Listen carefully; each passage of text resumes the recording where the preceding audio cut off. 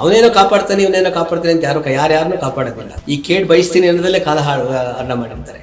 ಒಂದು ಪತ್ರಿಕೆ ಶುರು ಮಾಡಿದೆ. ಸೊ ಆ ಪತ್ರಿಕೆ ಇನ್ನೇನು ಶುರು ಆಗಬೇಕು, ಎಲ್ಲ ಆಗುತ್ತೆ, ಪ್ರಿಂಟು ಆಗುತ್ತೆ, ಅಲ್ಲೂ ಕೂಡ ನಿಮಗೆ ನಂಬಿಕೆಗೆ ಮೋಸ ಆಯ್ತಾ ಅಂತ? ತಾಯಿ ತಂದೆ ಎಲ್ಗೂ ಸುಳ್ಳು. ನಾವ್ಯಾರು ನಮ್ಮ ಅಂತ ಕರಿತೀವೋ ನಮ್ಮ ತಾಯಿ ಆಗಿ ಸಾಧ್ಯನೇ ಇಲ್ಲ ಅಂತ ಹೇಳ್ತೀನಿ. ಗುಂಡಪ್ಪರು ಹೇಳಿದ್ರು ಸರ್, ಬದುಕು ಜಟಕಾಪಂಡಿ ವಿಧಿ ಅದರ ಸಾಹೇಬ ಕುದುರೆ ನೀ ಹೇಳ್ದಂತೆ ಪಯಣಿಗರು ಮದುವೆಗೂ ಮಸನಕ್ಕೂ ಕಡಗೋಡು ನೆಲಕುಸೆ ಪದವಿದು ಮಂಕುತಿಮ್ಮ. ರಾಜಕಾರಣಕ್ಕೆ ಬರ್ತಾರೋ ಏನೋ ಒಂದು ನಿಮಗೆ ಆ ಥರದ ಉದ್ದೇಶನ ಇದೆಯಾ? ರಾಜ್ಯ ರಾಷ್ಟ್ರ ಜನರನ್ನ ಕೀರ್ತಿ ಯಶಸ್ಸು ತರೋದು ರಾಜಕೀಯ. ಇವತ್ತು ರಾಜ್ಯ ರಾಷ್ಟ್ರ ಜನರನ್ನ ಕೀಳು ಮಟ್ಟಕ್ಕೆ ತಂದು ಯಮಯತನ ಗುರಿಪಡಿಸೋದು ಇವತ್ತು ರಾಜಕೀಯ. ಇವತ್ತು ಅವ್ರೆಂಗಾರು ಕಿತ್ತಾಡ್ಕೊಳ್ಳಿ, ಪ್ರಜೆಗಳು ನೆಮ್ಮದಿ ಆಗಿದಾರ? ದಿನ ಆತಂಕ ಸೃಷ್ಟಿ ಆಗ್ತಾ ಇದೆ.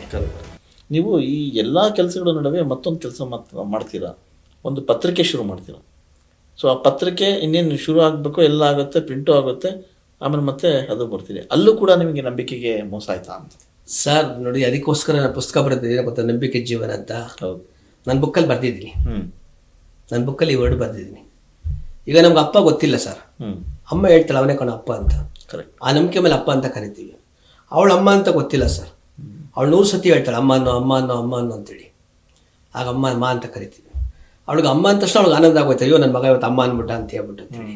ಅಲ್ಲಿಂದ ಶುರುವಾಗುತ್ತೆ. ನಾನು ಬುಕ್ಕಲ್ಲಿ ಬರ್ತಿದ್ದೀನಿ ಇದನ್ನು. ನಂಬಿಕೆ ಮೇಲೆ ಜೀವನ ಹೆಂಗೆ ಮಾಡ್ತೀವಿ ಅಂದರೆ ಬಹಳ ಅದ್ಭುತ ಬರ್ತಿದ್ದೀನಿ ಸರ್, ತುಂಬ ಚೆನ್ನಾಗಿ ಬರ್ತಿದ್ದೀನಿ. ತಾಯಿ ತಂದೆ ಎಲ್ಗೂ ಸುಳ್ಳು. ನಾವ್ಯಾರು ನಮ್ಮ ಅಂತ ಕರಿತೀವೋ ನಮ್ಮ ತಾಯಿ ಆಗಿ ಸಾಧ್ಯನೇ ಇಲ್ಲ ಅಂತ ಹೇಳಿದ್ದೀನಿ. ಬಲಗೂರು ಅವ್ರು ಕೇಳಿದ್ರು, ತಾಯಿ ಇಲ್ಲದೆ ನೀವು ಹೆಂಗೆ ಜನ್ಮ ತಾಳಿದ್ರಿ ಅಂತ ಕೇಳಿದ್ರು. ಇದ್ದಾರೆ, ಈ ತಾಯಿ ನಮ್ಮ ತಾಯಿ ಅಲ್ಲ, ಒಂದು ತಾಯಿ ಇದ್ದಾರೆ. ತಾಯಿ ಇಲ್ಲದೆ ಬರೋಕ್ಕೆ ಸಾಧ್ಯನೇ ಇಲ್ಲ. ಈಗ ತಾಯಿಗೆ ಕಾನ್ಶಿಯಸ್ ಇಲ್ಲದೆ ಮಲಗಿದ್ದಾಗ ಆಯಾ ಬಂದು ತೆಗಿತಾಳಲ್ವಾ, ಅವಳು ಆನಂದ ಪಡ್ತಾಳಲ್ವಾ. ಕರೆಕ್ಟ್. ಈಗ ಎಷ್ಟೋ ಪೇಪರ್ ಓದ್ತಾ ಇದ್ವಿ, ಆ ಮಗನ ಬದಲಾಯಿಸಿದ್ರು, ಈ ಮಗನ ಬದಲಾಯಿಸಿದ್ರು, ಈ ಮಗನ ತೆಗೆದಾಕಿದ್ರು ಅಂತ ಓದಲ್ವೇ, ಟಿವಿಲೆಲ್ಲ ನೋಡಿಲ್ವೇ ನಾವು?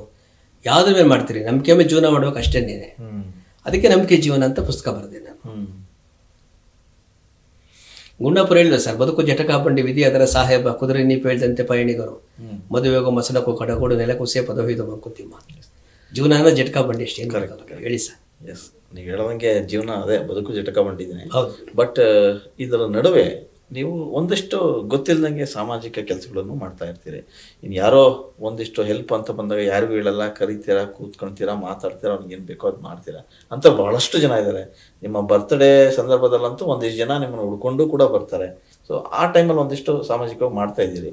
ಸೊ ಎಲ್ಲ ಒಂದು ಕಡೆ ಸಾಮಾಜಿಕ ಕೆಲಸಗಳು ಅಂದಾಗ ಮೇನ್ ಸ್ಟ್ರೀಮಿಗೆ ಬರ್ಬೋದು ಅನ್ನೋ ಲೆಕ್ಕಾಚಾರಗಳು ಇರ್ತಾರೆ. ಇಟ್ ಮೀನ್ಸ್ ರಾಜಕಾರಣಕ್ಕೆ ಬರ್ತಾರೋ ಏನೋ ಒಂದು ನಿಮಗೆ ಆ ಥರದ ಉದ್ದೇಶನ ಇದೆಯಾ ಅಂತ? ಸಖತ್ ಪ್ರಶ್ನೆ ಕೇಳ್ಬಿಟ್ರಿ. ನನಗೀಗ 62 ವರ್ಷ ನಡೀತಾ ಇದೆ ಸರ್. ನಾನು ಕಡದಾಳ್ ಮಂಜಪ್ಪ ಅವರ ರಾಜಕೀಯನ ಕಣ್ಣಾರೆ ನೋಡಿದ್ದೀನಿ. ಓಕೆ. ಲಾಲ್ ಬಹದ್ದೂರ್ ಶಾಸ್ತ್ರಿ ರಾಜಕೀಯನ ಪುಸ್ತಕದಲ್ಲಿ ಓದಿ ತಿಳ್ಕೊಂಡಿದ್ದೀನಿ. ನನಗೆ ಪುಸ್ತಕ ಓದೋ ಹುಚ್ಚು, ಬಹಳ ಹುಚ್ಚು. ಎಲ್ಲ ಕೆಲಸ ಮಾಡಿದೆ ನಾನು. ಏನೇನು ಕೆಲಸ ಮಾಡಿದ್ದೀನಿ ಅಂದರೆ ಇಟ್ಟಿಗೆ ಮಾರಿದೆ, ಮರಳು ಮಾರಿದೆ, ಹಾಲು ಮಾರಿದೆ, ಬೆರಣಿ ಮಾರಿದ್ದೀನಿ. ನೋಡಿ, ಎಲ್ಲ ಕೆಲಸ ಮಾಡಿದೆ, ತಪ್ಪಿಲ್ಲ. ರಾಜಕೀಯಕ್ಕೆ ಹೋಗ್ಲಿಲ್ಲ. ನನಗೆ ತುಂಬಾ ಜನ ಇನ್ವೈಟ್ ಮಾಡಿದ್ರು ರಾಜಕೀಯಕ್ಕೆ. ಒಂದು ಕಾಲದಲ್ಲಿ ಹಸು ಕಟ್ಟಿರೋ ಕಾಲದಲ್ಲಿ ಮಂಜುನಾಥ್ ನಗರದಲ್ಲಿ ಕೌನ್ಸಿಲ್ ಎಲೆಕ್ಷನ್ ಯಾರು ನಿಲ್ಲವರೇ ಇರಲಿಲ್ಲ.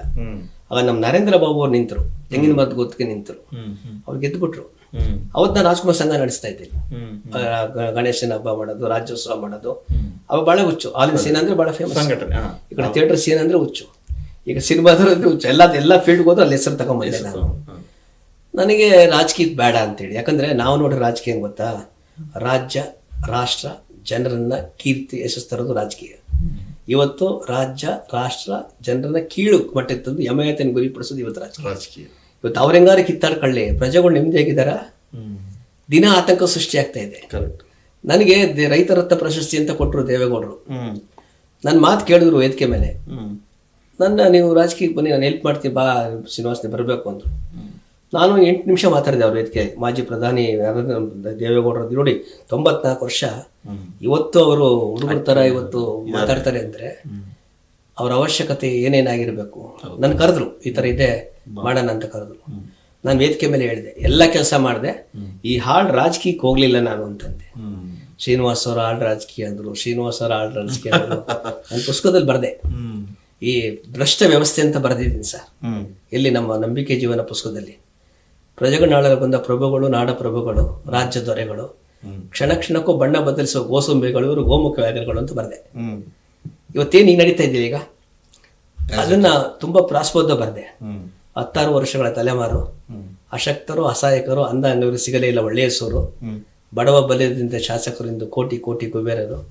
ಗೆದ್ದ ಶಾಸಕರೆಲ್ಲರಿಗೂ ಬೇಕೇ ಬೇಕು ಕೆಂಪು ಗುಡ್ಡದ ಕಾರು, ಹಿಂದು ಮುಂದುಗಡೆ 4 ಮೋಟಾರು ಕಾರು, ಜೊತೆಗೆ ಭದ್ರತಾ ಗಾರ್ಡ್ಗಳು, ಗುಂಡು ನೇರೋದಕ ಕಾರು. ಏನಿವರ ಕಾರುಬಾರು. ಪ್ರತಿದಿನ ಇರಲೇಬೇಕು ವಿಸ್ಕಿ ಬ್ರಾಂದಿ ಬೀರು. ಆರೋಗ್ಯ ಕೇಳಿದ್ರೆ ನೋಡ್ಕೊತಾರೆ 10 ನುರಿತ ವೈದ್ಯರು. ಮತ ಗೆಲ್ಲಿಸಿದ ಮುಗ್ಧ ಅಮಾಯಕ ಮತದಾರರು ಎಂದು ಏನು ಮಾಡದಾಗಿದ್ದಾರೆ ಅಸಹಾಯಕರು ಅಂತ ಓಟ್ ಹಾಕ್ತವ್ರು. ಇದನ್ನ ಮೋಸ್ಟ್ಲಿ ಶಿವಮೊಗ್ಗ ಸುಬ್ಬಣ್ಣ ಅವ್ರು ಬರ್ತಿದ್ರು ಅಂತ ಕಾಣುತ್ತೆ. ಒಬ್ಬರ ಮೇಲೆ ಒಬ್ಬರು ಇಂತ ಓಟಿಗೆ ಸಾಯ್ತಾರೆ, ಇಬ್ಬರು ಇಲ್ಲ ಸೀಟ್ಗೆ 20 ಮಂದಿ ನಿಲ್ತಾರೆ. ಓಟ್ ಪಡೆಯೋ ಪೂರ್ವವರು ಇಲ್ಲಿ ಹೆಂಗಿರ್ತಾರೆ, ಓಟ್ ಪಡೆದಂತೆ ಅವರು ಹುಲಿ ಹೆಂಗ್ ಆಡ್ತಾರೆ ಅಂತ ಅವತ್ತಿನ ಇದು ಸಂದರ್ಭ. ಅದು ವಾಸ್ತವ. ರಾಜಕೀಯ ಬೇಡ ಸರ್. ರಾಜಕೀಯಕ್ಕೆ ಹೋದ್ರೆ ಒಳ್ಳೆ ಬಟ್ಟೆ ಹಾಕೊಳಕ್ಕಾಗಲ್ಲ, ಮೈ ತುಂಬ ಒಡವೆ ಹಾಕೊಳಕ್ಕಾಗಲ್ಲ, ಒಳ್ಳೆ ಕಾರ್ಲು ಓಡಾಡಕ್ಕಾಗಲ್ಲ, ನೋಡಿ ಹೆಂಗ್ ದುಡ್ಡು ಮಾಡೋ ನಿಂತಾರೆ. ನೆಮ್ಮದಿಯಾಗಿದ್ದೀನಿ, ಸುಖವಾಗಿದ್ದೀನಿ, ಸಂತೋಷವಾಗಿದ್ದೀನಿ. 8 ಗಂಟೆ ಸ್ವಿಚ್ ಆಫ್ ಮಾಡ್ತೀನಿ, ಬೆಳಗ್ಗೆ 2:30 ಆನ್ ಮಾಡ್ತೀನಿ. ಆ ಮಧ್ಯೆ ಯಾರೇ ಕಷ್ಟ ಅಂತ ಬಂದ್ರು ಯೋಗ್ಯತೆ ಇರೋ ಸಹಾಯ ಮಾಡ್ತೀನಿ.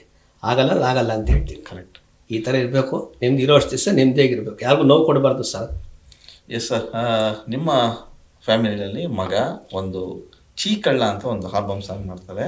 ಸೊ ಎಲ್ಲೋ ಒಂದ್ ಕಡೆಗೆ ಮಗನಿಗೂ ಆಸಕ್ತಿ ಇತ್ತ ಅಂತ ಸಿನಿಮಾ ನಾನು ಸಿನಿಮಾ ಮಾಡೋವಾಗ ನೀನ್ ಮಾಡಯ್ಯ ಅಂತಂದೆ. ಅವನು ನಾನು ಮಾಡಲ್ಲ ಅಂತಂದ. ಇದೇ ಥರ ಹೇಳ್ದ, ಆಯ್ತು ನಾನು ಮಾಡಲ್ಲ. ನಾನು ಸಿನಿಮಾ ಬಿಟ್ಟೆ. ಅವನಿಗೆ ಸಿನಿಮಾ ಮೇಲೆ ಆಸಕ್ತಿ ಬಂತು ಮಾಡಬೇಕು ಅಂತೇಳಿ ಓಡಾಡ್ದ. ನೀವು ಬೇಡ ಅಂತ ಅವ್ನು ಮಾಡ್ತೀನಿ. ನಾನಾಗಲೇ ಒಂದು 4-5 ಸಿನಿಮಾ ಇವತ್ತು ನನ್ನ ಬ್ಯಾನರ್ಲಿ ಇದೆ. ನಂದು 2 ಬ್ಯಾನರ್ ಇದೆ. ಹರ್ಷ ಪ್ರೊಡಕ್ಷನ್ಸ್ ಅಂತ ಒಂದು, ಬೆಂಕುರ್ಷ ಫಿಲಿಂ ಫ್ಯಾಕ್ಟ್ರಿ ಅಂತ ಒಂದು 2 ಬ್ಯಾನರ್ ಇದೆ. ಅದು 4-5 ಟೈಟ್ಲ್ ಇವತ್ತು ನಡೀತಾ ಇದೆ. ರಿಜಿಸ್ಟರ್ ಇಲ್ಲಿ ನಮ್ಮ ಕಂಪ್ನಿ ಹೆಸರಲ್ಲಿ ಇದೆ. ಸರಿ ಏನೋ ಮಾಡ್ಕೊಂಡು ಹೋದ. ಕೊನೆಗೆ ಈಗ ಅವನಿಗೆ ಬಿಸ್ನೆಸ್ ಎಲ್ಲ ಆಸಕ್ತಿ ಬಂತು. ಈಗ ಮತ್ತೆ ಸಿನಿಮಾ ಅಂತೇಳಿ ವ್ಯಾಪಾರದಲ್ಲಿದ್ದಾರೆ. ಚೆನ್ನಾಗಿದ್ದಾನೆ. ಓಕೆ. ತಿಂಗಳಿಗೆ 100 ಜನಕ್ಕೆ ಸಂಬಳ ಕೊಡ್ತಾವನೆ. ಇನ್ನೇನ್ ಬೇಕು. ಚೆನ್ನಾಗಿ. ಅವ್ನ ಮದುವೆನೂ ಆಯ್ತು, ಹೆಚ್ಚು ಕಡಿಮೆ 3 ವರ್ಷ ಆಯ್ತಾ ಬಂತು. ಈಗ ಸಿನಿಮಾ ಇಲ್ಲ, ಹೋಗಲ್ಲ ಸರ್. ಚೆನ್ನಾಗಿದ್ದಾವೆ, ತುಂಬಾ ಚೆನ್ನಾಗಿದ್ದಾನೆ. ಅಂದ್ರೆ ಅವನ ಭೇಟಿ ಬೆಳೆದಿಂಗಲೇ ಬಾಲೆ.